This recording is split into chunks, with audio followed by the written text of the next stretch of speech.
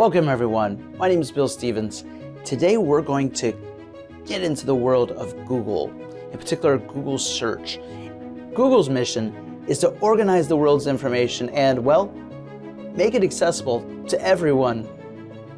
Now, over the years, the web has changed, technology has changed, and as a result, Google has to evolve with it. Google is constantly mapping the web and other sources to connect you with the most relevant and helpful information. Now, let's get into it and check out Google search. Hello and welcome. I'm so glad you're here with me today. My name is Bill Stevens. We're going to talk about what I lovingly call the Google search homepage.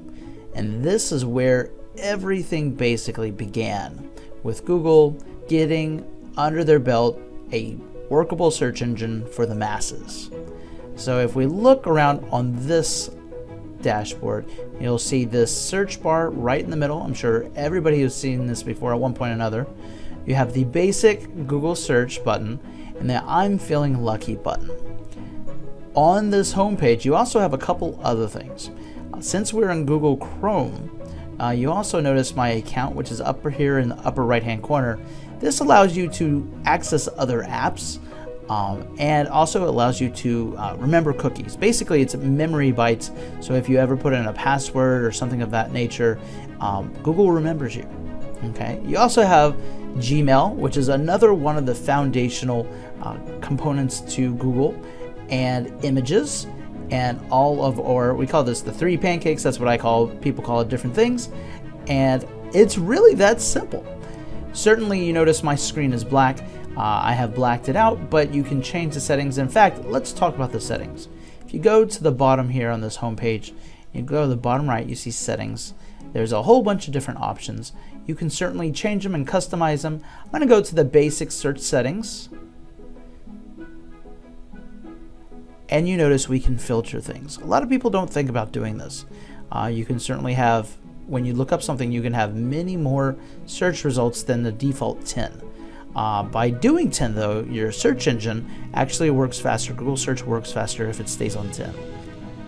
You can also choose more popular searches rather than the less popular. You can choose to have it spoken. So the microphone will show you back in a second. You can actually ask Google certain things rather than having to type them. And based upon your region, and this is something good to fill out anyways, certain countries aren't allowed to see something. It usually has some kind of censor, like if you're in China or in different countries. I'm in the United States right now, so I'm just going to go ahead and click United States, press save, and my basic settings are good to go. As I come back into the home page, here is that microphone I was talking about. I'm going to go ahead and click that. And now I can ask it anything. It puts it in the search engine and boom, you have the most popular results for what you typed in. That's it for the basic Google search homepage. See you in the next video.